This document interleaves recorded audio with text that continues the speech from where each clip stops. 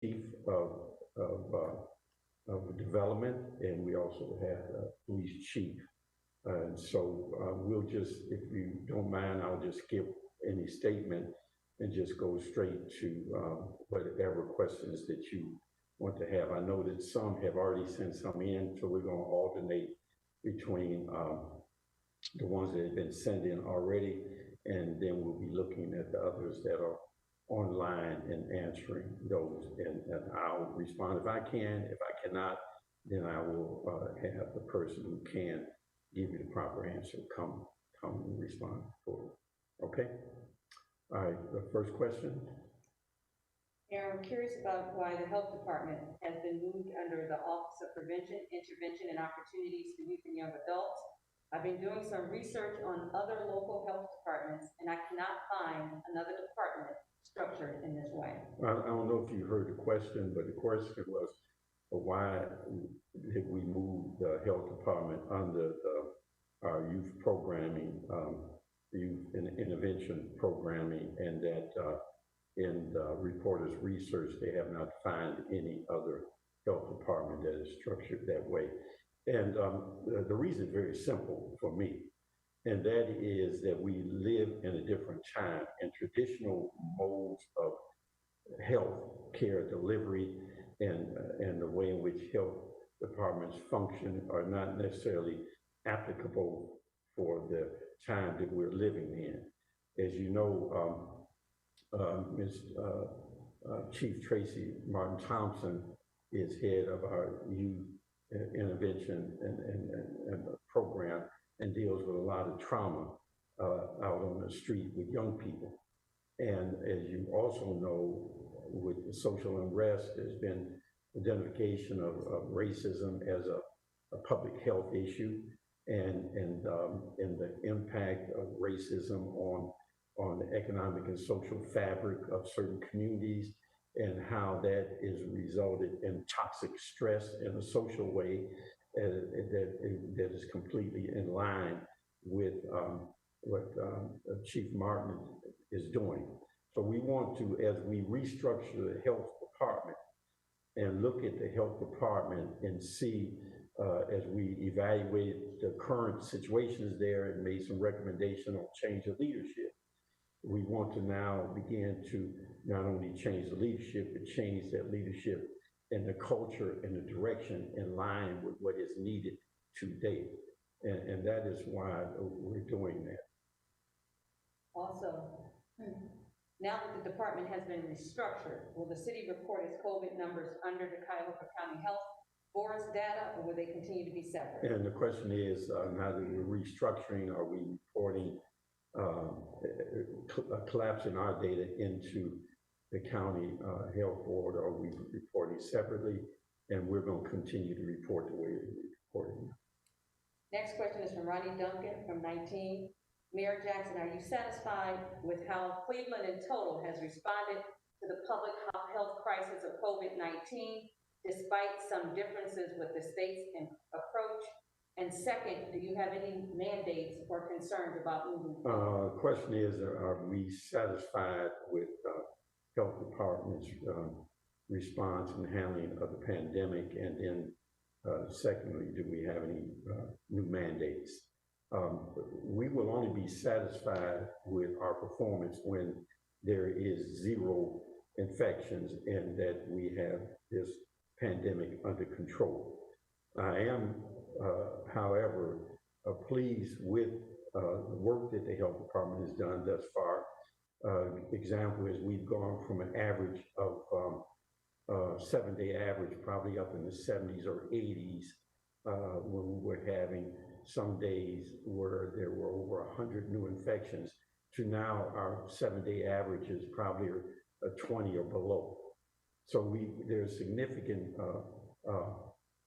efforts put into this, and we can see the outcome of those efforts. So they are doing a pretty good job of staying on top of the pandemic. One of the reasons why interim director Kimball is picked is because he's been intricately involved in the whole pandemic effort, And so we want to keep that on track as we deal with other restructuring things and other concerns that we have in the health department.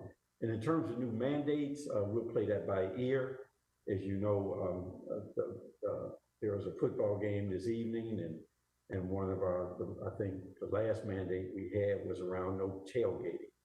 And so we kind of play that by ear and determine what we need to do on a moment's notice.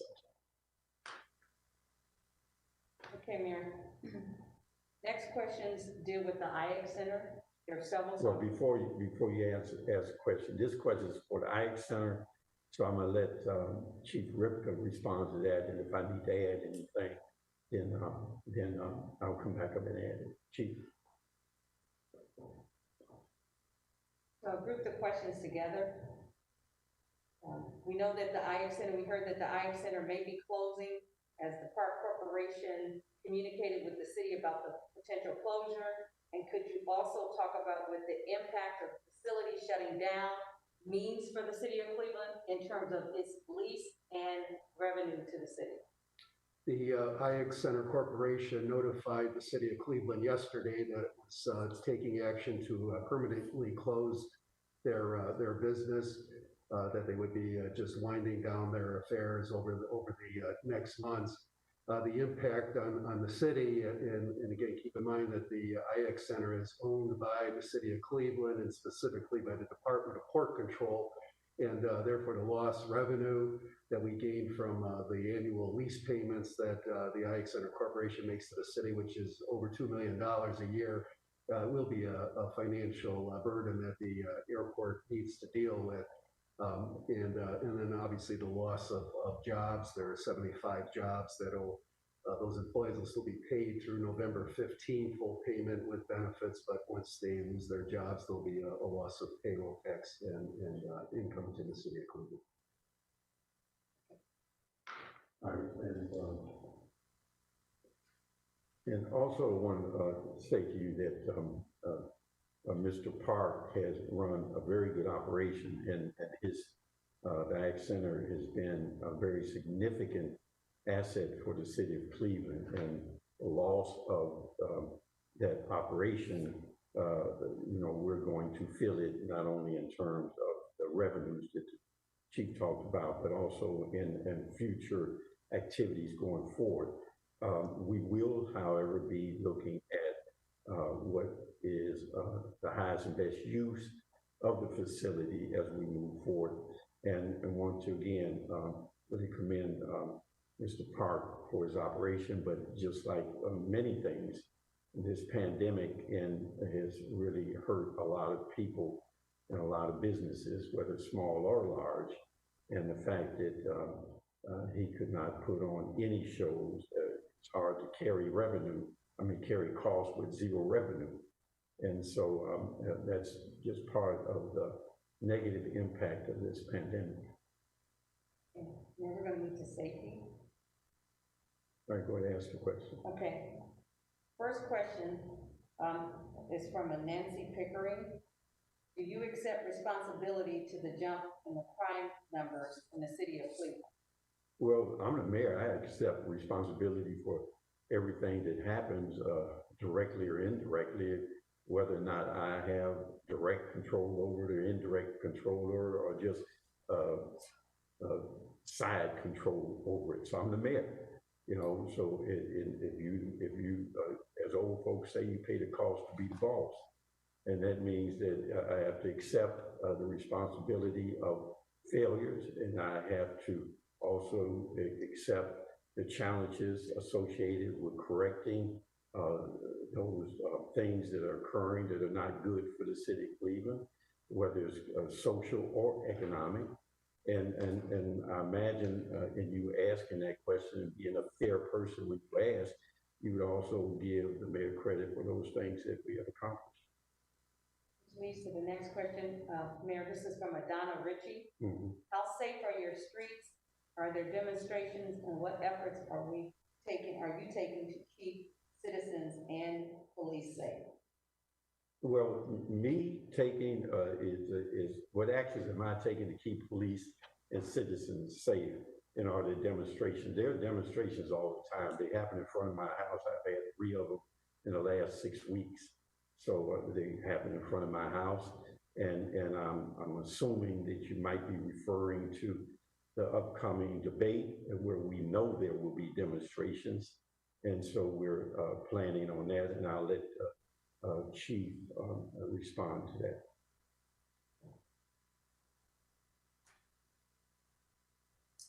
Thanks, Mayor. I think the mayor hit the nail on the head. There are demonstrations that happen here in the city on a weekly basis, several sometimes during the weekend.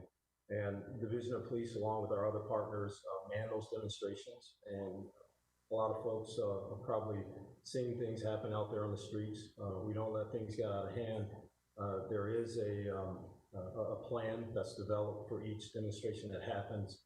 And, you know, so far, we've been able to make sure that things go as promised, that people exercise their constitutional rights in a safe way, in a peaceful way, and that our neighborhoods and our districts that have these demonstrations are taken care of. As it relates to crime, as the mayor said, I'm the chief of the city of Cleveland, and I take full responsibility for anything that happens related to crime in the city.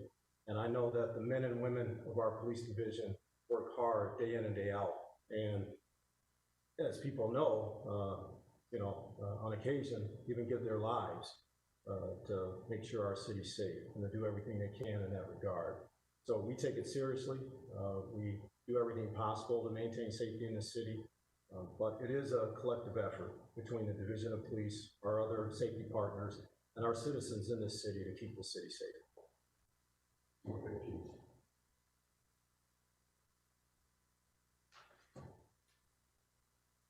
We have a couple questions going back to the Department of Health. Scott Knoll is asking if you can describe your reactions to the findings that came out around the Department of Health, and can you summarize those findings? Well, we get many complaints, not just the Department of Health, but throughout the city for various reasons. And so when those findings come out, we take them serious. And so and when this last finding came out in regards to the health department, is one of the reasons why we wanted to do a thorough investigation, not just on that issue of that finding, which was a reversal from the original finding, but we want to look at other aspects that may have helped led to whatever complaints that were occurring. But I'll let the Director of Human Resources talk about the process, talk about the finding, talk about the reversal of that finding, and the concentrated effort that her team did to reinstitute a new investigation based on that reversal. Director. Thank you, Mayor. As the mayor said, there was an investigation that was led. We looked into 4 items in specific. The first item was the reopening of an investigation that was conducted in Human Resources. The second was the loss of the STI HIV grant. The third was looking at hiring and vacancies within CDPH. And the fourth was employee morale and the culture. Out of those 4 areas, we came to recommendations with regard to the reorganization of the Department of Public Health. We developed a strategic plan with regard to reviewing vacancies and the hiring of employees within CDPH. There will be a task force that's brought together to review all of those vacancies and hiring on a continual basis. We will also look into how the department is reviewed with regard to their grants. The grants will be reviewed by partners within Human Resources, the Office of Finance, the Department of Health, and the Office of the Mayor. Those will be reviewed on a routine basis to ensure all grant recommendations and requirements are met and that we're strategic and proactive in those efforts. We will also have a group that reviews the culture and morale of the CDPH department. That will be an ongoing and continuous review. And last was the EEO complaint. That was an internal complaint. This internal complaint was initially done by my office. We rescinded that recommendation in its entirety, and we replaced the recommendation that we provided to the mayor in its place. That recommendation that we provided to the mayor is the complete and final report that has replaced the original complaint recommendation that was provided.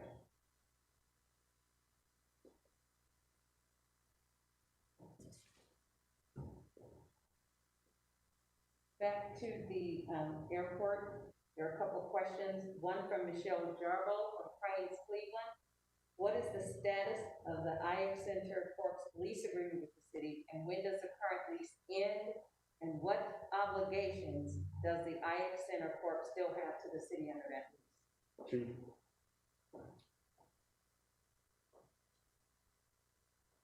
The IX Center lease option, the current option expires at the end of August of 2024. There's actually then other options that the IX Center Corporation had a legal right to exercise, so their interest in the building was still another 19 years in the of the operation. In terms of the current lease, though, it's still a lease that's in effect with the city of Cleveland. There are options that we are looking at, and but also recognizing that there's probably a need for us to work to identify a future operator and tenant for that.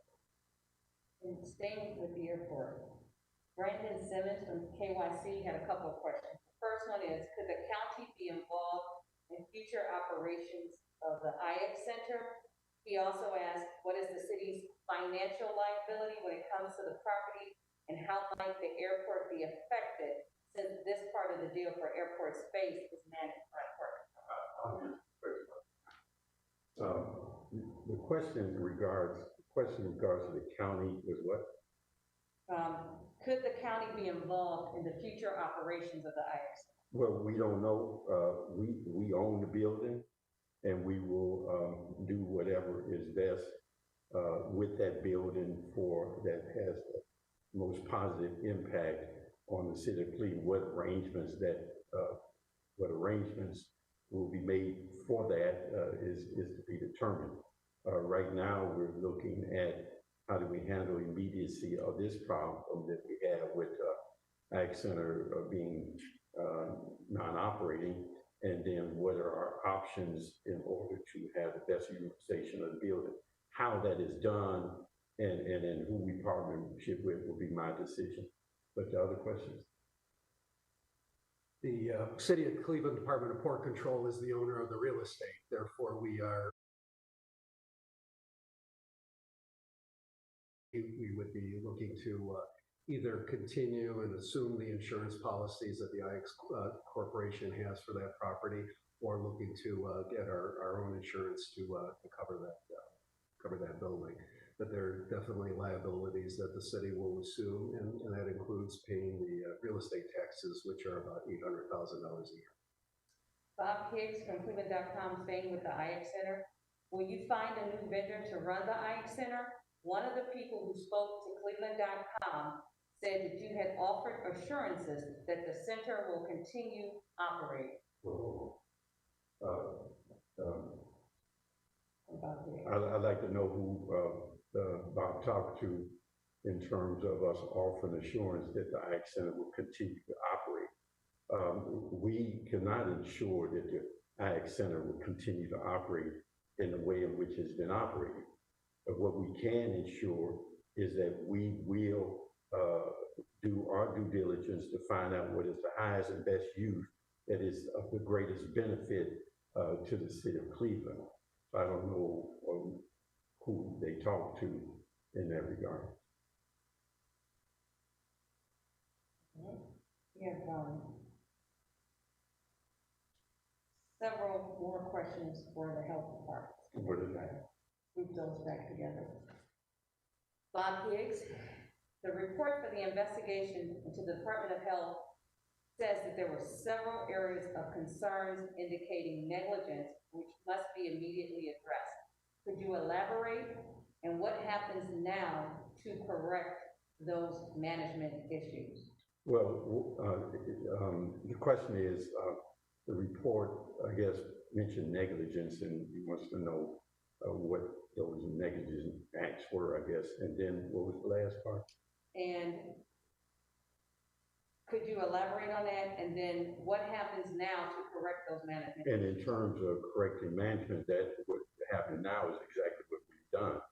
We have had pre-dis, we had removed people out of positions. We're putting interim people in place. We'll put in some permanent people. We'll evaluate where we are now and where we want to go in the future. And we'll post jobs and to have those job descriptions match our new culture and new direction that we want to proceed in. But the negatives and stuff, I don't know correctly about that.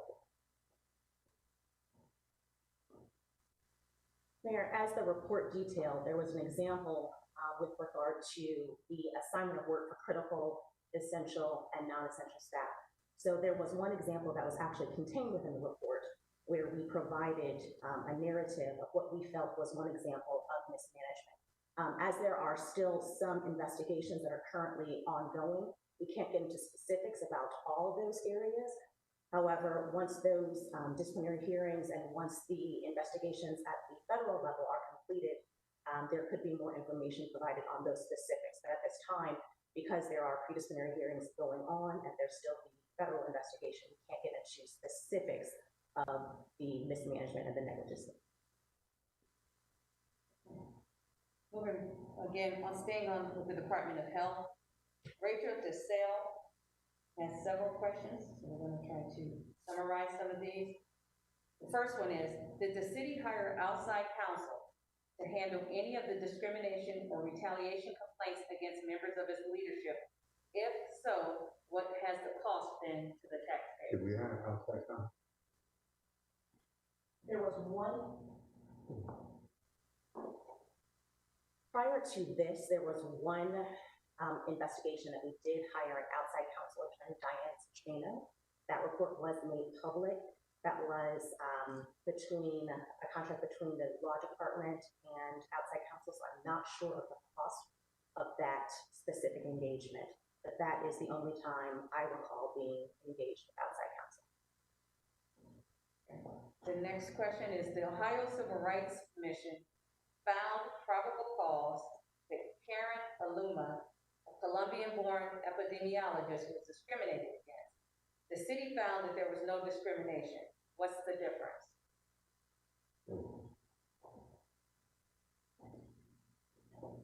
The Ohio Civil Rights Commission is going through an investigatory process. I cannot speak for the Ohio Civil Rights Commission. However, when our investigatory team reviewed this, we looked at the definitions as prescribed by the EEOC. When we reviewed all of the information that we provided, and after we spoke to several individuals within the Department of Health, as we stated in the report, that we did not see specific race-based allegations. We saw mistreatment of all employees, regardless of race. So that is how the investigatory team came to our decision, because we, as the report states, saw treatment of employees of all races were mistreated or treated in an inappropriate manner. Okay, again, Rachel DeSale, will the city fight a civil rights charge in that case? The city will take a position, whatever is in the best interest of the city of Cleveland. And so if we decide it's in the best interest of the city of Cleveland to fight that decision or to mediate on that decision, then that's what we'll do. But we'll do whatever's in the best interest of the city. Again, Rachel DeSale, if there was no problem with discrimination in the department and the investigation found all employees were treated unfairly, then why are a dissent portion of the fixes influence related to discrimination, race, and anti-bias training? If I'll let the director ask, but I think one of the findings that agency had is that we should do some things. And so those things that they recommended are not onerous and things that probably should happen. So we didn't find any problem with instituting record. Mayor, that's correct. We found no apparent violation of any discriminatory behavior. As an organization, we understand the importance of continual education on diversity, equity, justice, and inclusion. With any department where there are allegations of this type of behavior, it is important that we train and educate and continually have professional development in these areas. We understand, as the report said, that diversity and equity inclusion experts say that all human beings have implicit bias. So it is improper of us to not understand those theoretical and disciplinary matters and not take some responsible action in order to ensure everyone in the department is aware of what those biases may be and make sure that we're training our leaders and staff to recognize those and account for them in an appropriate manner. Okay. Again, Rachel Giselle. Does the mayor think the reports by multiple employees of discrimination in a toxic environment were inaccurate? What the mayor thinks is not really relevant in terms of the outcome. What the facts are, what the facts are. I accept the facts. We conducted a thorough investigation, and that was presented to me, I think Friday, and then and I accept the facts of it. What I think is irrelevant because I was not there, not part of that operation. So it's whatever the facts are, they are. Anna Huntsman from IdeaStream has two questions. One, she'd like to ask Interim Director Brian Kimball about what's next for the health department now that the roles have been restructured, and what is his priorities and plans for the department as interim director. And to summarize, she also asked, what are the biggest priorities for health moving forward? Well, those are the things that I will be, in terms of what the priority of the health department is going forward, and those are the things that I will be discussing with the interim director. And so those are things that after he and I discuss those things, then we'll move forward. I will get his input, and then we will match his input with the current immediacy of what the health department needs to do in terms of pandemic, but also restructuring and positioning the health department for the future in regards to trauma, toxic environments, racism as a public health, violence as a public health, and really populating the health department with personnel and job descriptions that will accomplish that. But those are things that the director and I will be discussing. Going to safety, Scott Knoll, News 5, what concrete plans have been put in place to reduce violent crime in the city? Several weeks into Operation Legend, it appears that homicides are still a great deal higher than they have been in recent years. Chief, you got that? Well, that's a great question. That's a question that I really can't give you details on. What I can tell you is that we do have concrete plans in place to address violence in the city and other crimes in the city. And we do it in partnership from the federal level on down to the county, state, and local level. A lot of the violent crime that happens in the city happens as retaliatory things. That's why our folks try to make sure that the intelligence we receive, we act on as quick as possible.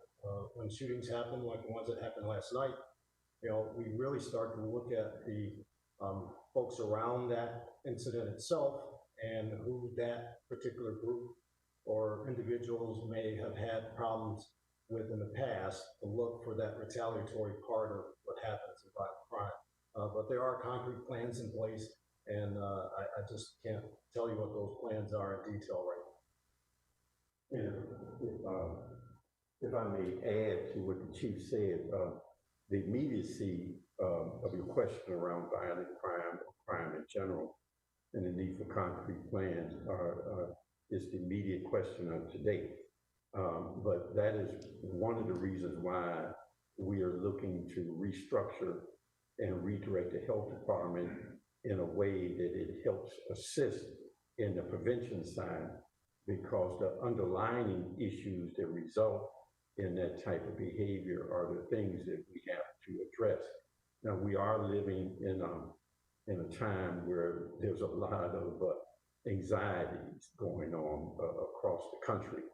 for various reasons, whether it be for criminal activity, political activity, social unrest around social issues, all these things. So we live in a very agitated time, and it appears that crime and the uptick in crime has really become part of that whole mood that is permeating the country now, and particularly urban centers.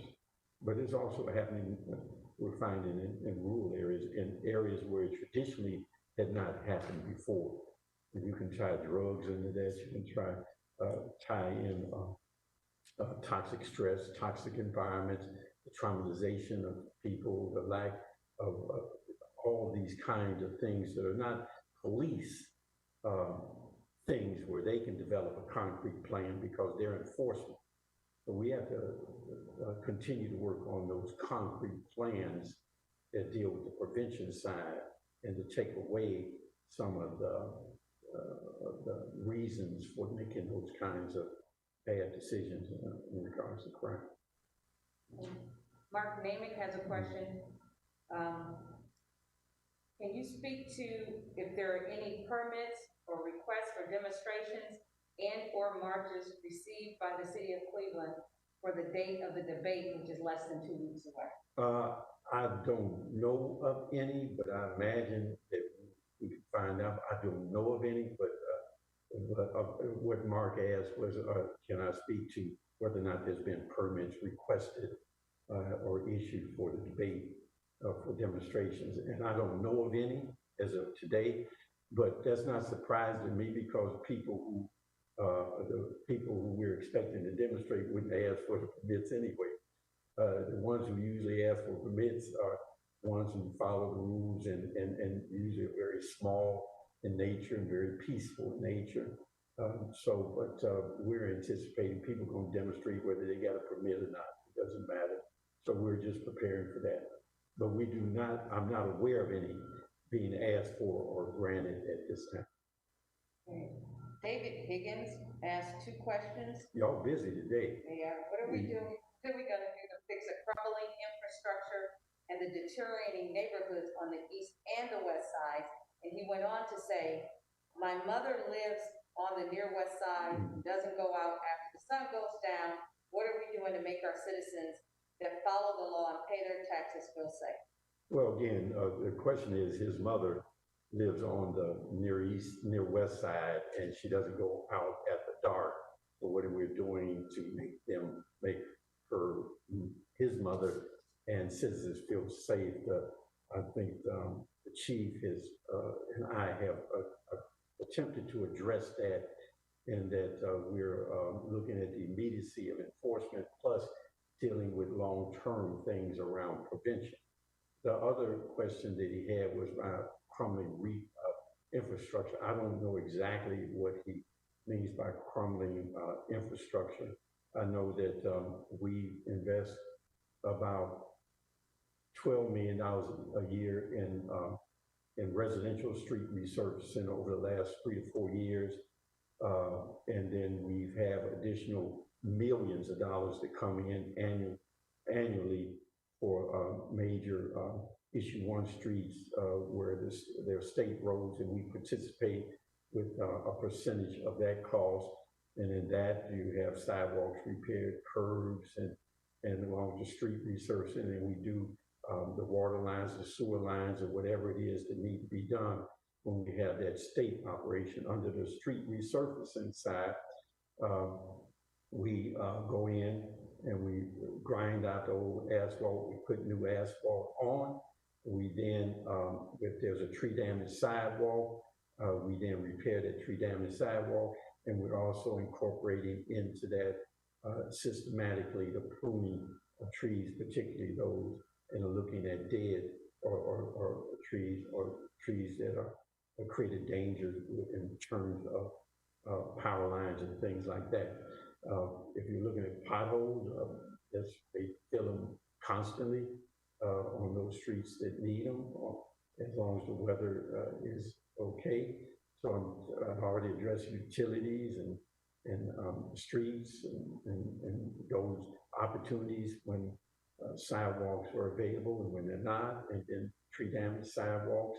So not knowing specifically what crumbling uh, infrastructure you're talking about, I'm not able to answer it specifically, but that's a general kind of notion. If you're more specific, then I can deal with that.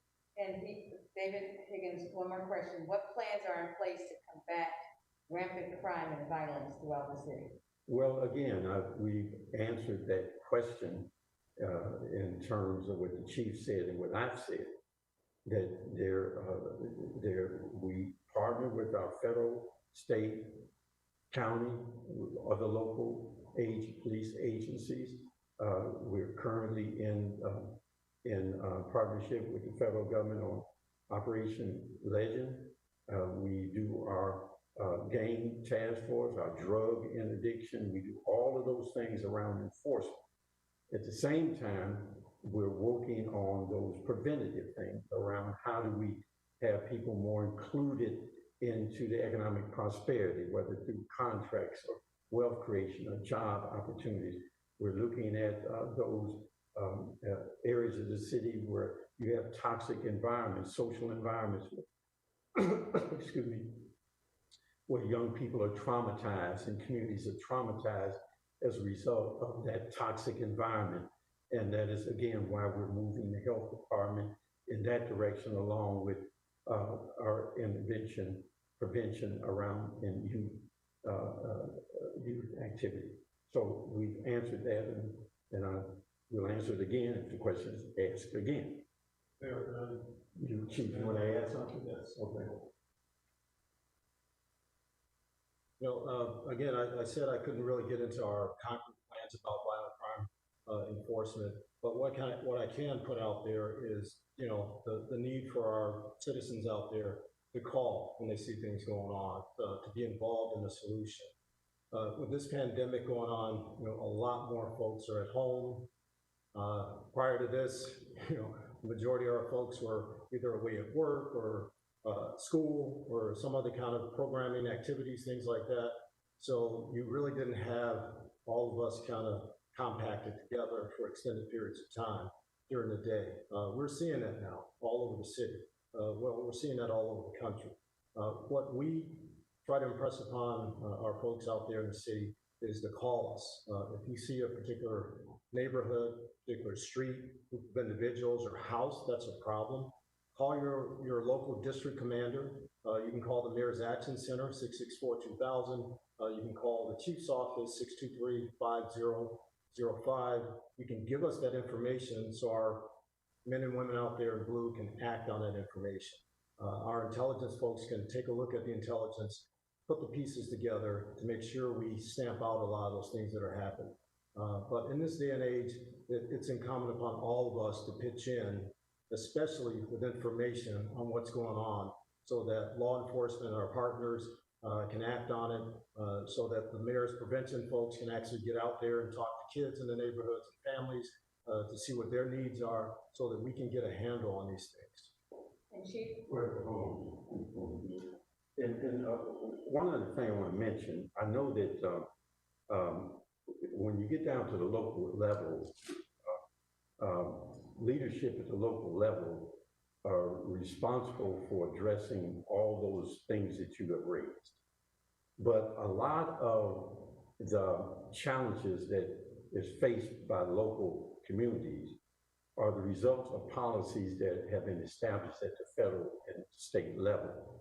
And one of those policies, and that became a legislative agenda, is the availability of guns of all fashions and kinds, and all types, right?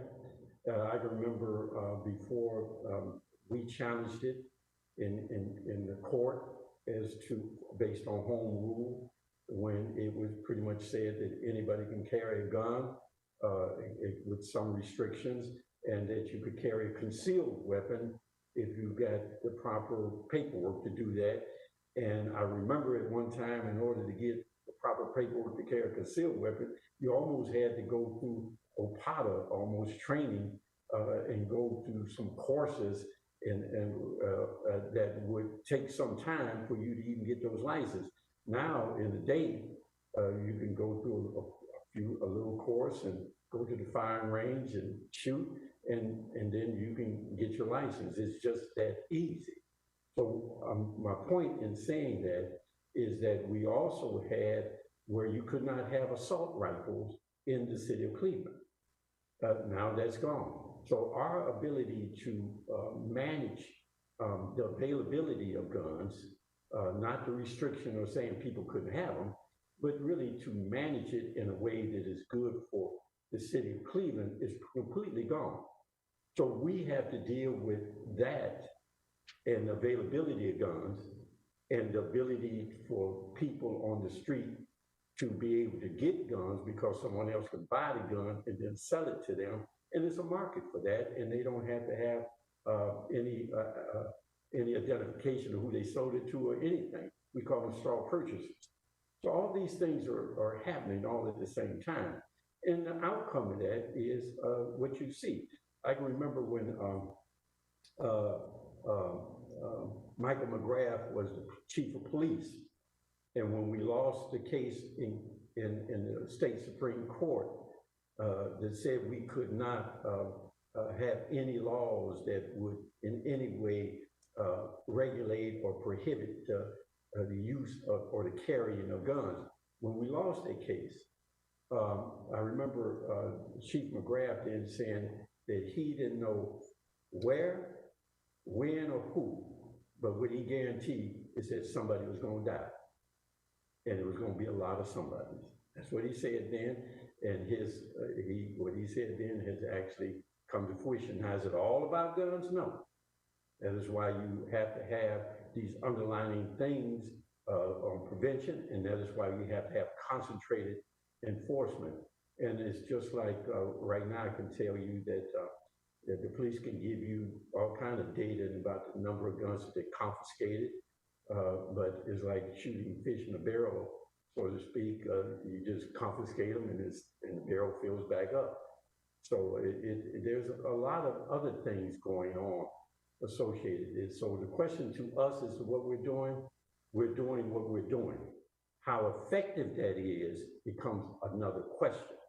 And then if it is not as effective as it should be, or we'd like it to be, then that is another question as to why not. And I've just given you what I believe to be some of the why nots. Mayor Brandon Simmons from WKYC asked, if it hasn't been addressed already, can you comment on the latest census survey results that show Cleveland is the poorest largest city in 2019 with 30.8% of residents living below the poverty line? Are there any initiatives to help combat this? Well, poverty is an ongoing situation. I can imagine if you talked about this 100 years ago, 200 years ago, you'd be asking the same question around poverty. And the real issue is about how do we ensure that everybody can participate in the quality of life and the prosperity that we create. And if we have policies or we have institutional behavior in place that restricts people from being able to participate in that prosperity and quality of life, you're going to have poverty. So that is why institutionalized things such as inequities, disparities, and racism are major issues that we have to address if we want to eliminate poverty, crime, and other kind of negative things that are going on socially in the United States and in Cleveland in particular. Now, what do we do locally? We have our community benefits that when we participate in development activity and we contribute a certain amount of money or benefit to that development, that there in terms of contracting, there has to be a community benefits agreement that allows for full participation of all sectors of our community. We also, as you know, we had the resident hiring law, the Fannie Lewis law, that guaranteed 20% of all construction hours, where we have participated in their development would be city residents. As you know, the state Supreme Court took that away from us too. So now we're even though we've done something to help address that, it turns around and then they take away that tool from us. So we have to then find another way to address poverty and employment in that regard. We're looking at how do we do through our OEO office, how do we have rotating contracts with smaller contractors so that they can procure goods and services from the city and allow for them to have contracts for goods and services to maintain employment. Education is a key factor, not only in terms of higher pre-K to 12th grade, but also higher education. And when I say higher education, I just don't mean a college degree, but also whatever trade or skill set you need or technical thing to get a job to fill vacancies that are in demand. All of those things we are working on. But again, when you're fighting institutionalized inequities, disparities, and racism, and institutionalized things that help to keep in place poverty is more of a challenge than just one program or one initiative. But we're doing quite a few things. Are we satisfied? No. That is why we believe that institutionalized inequities and disparities and racism is a public health issue and should be addressed if we want to address the underlying issues that result in crime and poverty, deaths, chronic illnesses, and all these things. Okay, Mayor, Adrian D. Piazzi from Fox 8. Mm-hmm. What is the mayor's outlook for the future of downtown development and its economy, with hundreds of business professionals not expected to return until next year and no plan to see theaters or sports venues operating anywhere in the near future?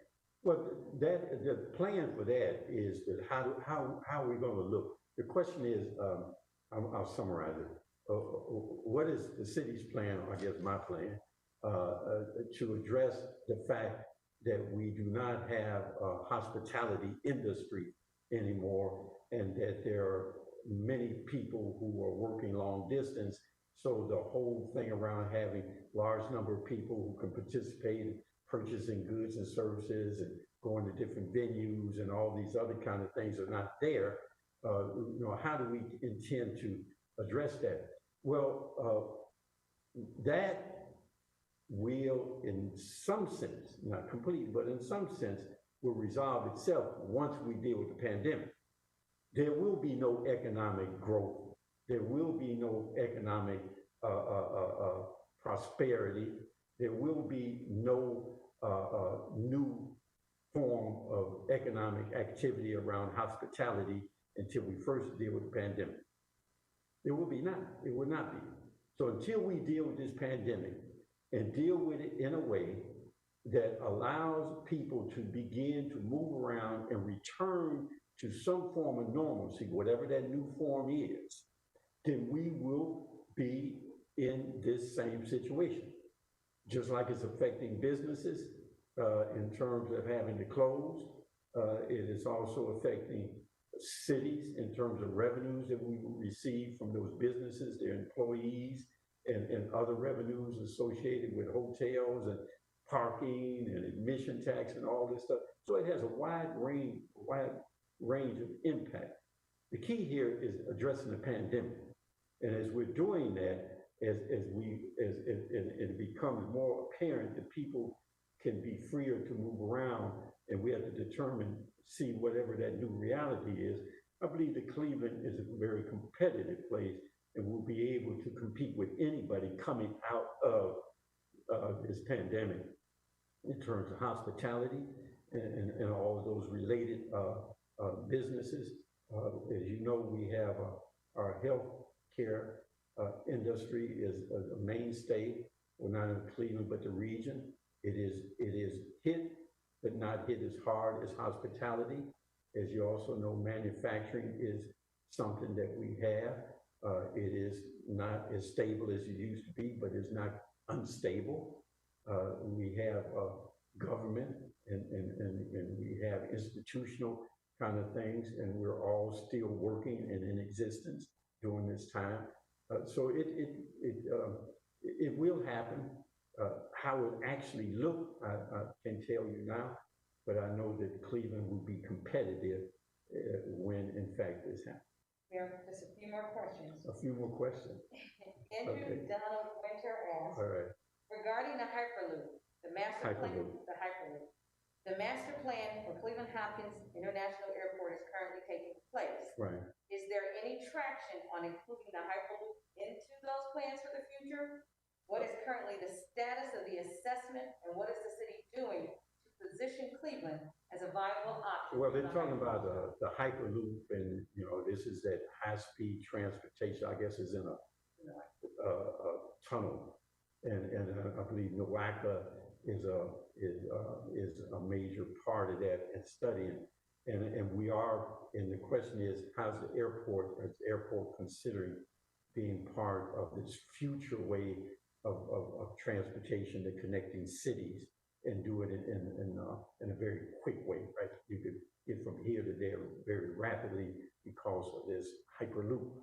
Well, the airport is going through a master plan. I don't know if they've incorporated this Hyperloop into their master plan.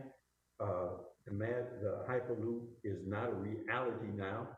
So I guess if they're going to include it, they have to make some consideration for it, but they couldn't do any hard development cost kind of stuff because it is not a reality yet. But it is a good question about the connection between the Hyperloop and airport. Give example how the question is so on point is that we were the first city in the country, I believe, to have an airport where we had public transportation, the rapid transit connect from downtown Cleveland and the neighborhoods into the airport. So you can get on the rapid and go straight to the airport. I forget what the price is, but it's $2 and something, $3, and you can go straight to the airport and not have to worry about parking.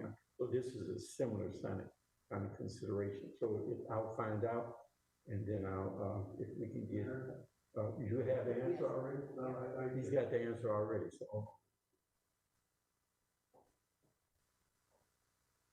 The answer is yes, we're considering it. A major part of the master plan analysis, besides looking at things such as runways and the terminal building and the ease of the public to use our airport, is the whole regional transportation access system to and from the airport. Today, that's a difficult route to go from I-71, I-480, around 237 to get to the main entrance into the airport. And then that distance between those entrance points and the terminal drop-off and pickup are way too short, probably some of the shortest for an airport of our size in the United States. But Hyperloop would be part of that regional transportation access, and how does that make sense to link that mode of transportation with air transportation? So the answer is yes, we're looking at that. Bob Higgs from Cleveland.com asks, will there be patrolling by CPD this evening to watch for tailgating? And will people found tailgating be subject to tickets? Is the Muni lot open for parking for limited fans that have tickets? And then are we going to patrol the bars for overcrowding? Yes. Yeah, and the chief has said yes to all that. But what I'll have is the director, Howard, come up and kind of repeat whatever it is, and then answer the chief and say yes to all of it. As the chief stated, the answer is yes. We will have our districts going out as they have been over the past few months, doing COVID enforcement, looking at the bars, restaurants, making sure that they are following guidelines, that they have a COVID maximum occupancy, that they have require masks for their employees and for their patrons, and that they are facilitating social distancing. Police will also be patrolling city parking lots and permitted lots to ensure that there is no tailgating, so that we can continue to combat this virus and get it under control. So the answer to all that is yes. And then Mayor, finally, Richard Lassell. Did you say finally? Finally. Oh, We can keep going. who's our Well, final Rachel person? Lassell, Rachel, okay, has a couple questions to round out on the health side. no, okay. She asked questions regarding, one, why isn't the physician or the medical doctor part of the leadership of the Department of Health? Why do we only have a part-time medical director? And then why was only one of 5 department epidemiologists part of the COVID-19 public health response? And then lastly, how does all the changes made to date, the recent issues, help solve the systematic issues or make Clevelanders healthy? Well, you asked a lot of questions, but all those questions are the same questions that we're asking. So if you read the report says that we will do a diagnostic of the health department that would incorporate all of the questions that you asked to see what is the proper lineup, the proper way in which leadership is, and the new direction that we're going in. So those are some of the questions that we will be answering, and as was reported in the report, one of the issues that we had with the department is that they were not, first of all, people were leaving, why? Secondly, positions weren't getting filled, why? And then people who were considered to be critical employees were not in person, why? So these are reasons why we're taking action that we've taken, along with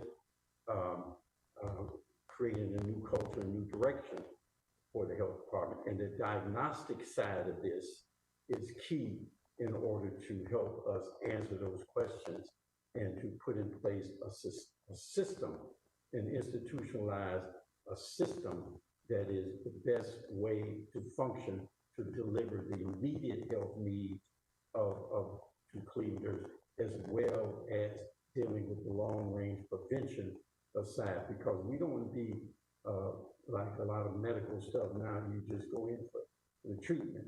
The key is how do you not have to have treatment. We don't want to be in a position where we're talking about traumatized young people. We want to deal with the trauma before they get traumatized. And then you got to deal with toxic environment. All these kind of things, and what the role of an epidemiologist is in regards to this new culture is a whole different question, as opposed to what an epidemiologist would do based on traditional healthcare models as you have today. But I know that the diagnostic is key to answering all these questions. Director, do you have something to say about it? Okay. Okay. Last thing, Mayor, I know I said last thing already. Okay. Quick things. Andrew Winter said, thank you for your answer on the hyperloop and the master plan at CLE Airport. I'm hoping the future is bright for our city. Well, that was a statement, so I thank you for the statement. And lastly, Mayor, do you want to remind people about the state of the city? No, we're not doing that. What we're doing, you know, what I liked about this press conference is that you asked the questions. The thing that doesn't work too well for me or you, for the city and your industry, is when you make the assumption without asking the question, and then you ask us to respond to it after you print it or you air the assumption. So what this is, I don't mind the length of it. I don't mind questions. Actually, we welcome the questions and welcome the challenging questions that you presented to us, because not only are we answering it to you, but we're also, as you know, doing this format, we're talking to everyone who is listening. So again, I want to thank you for participating, and we will continue to do these brief updates, these periodic updates. Thank you very much.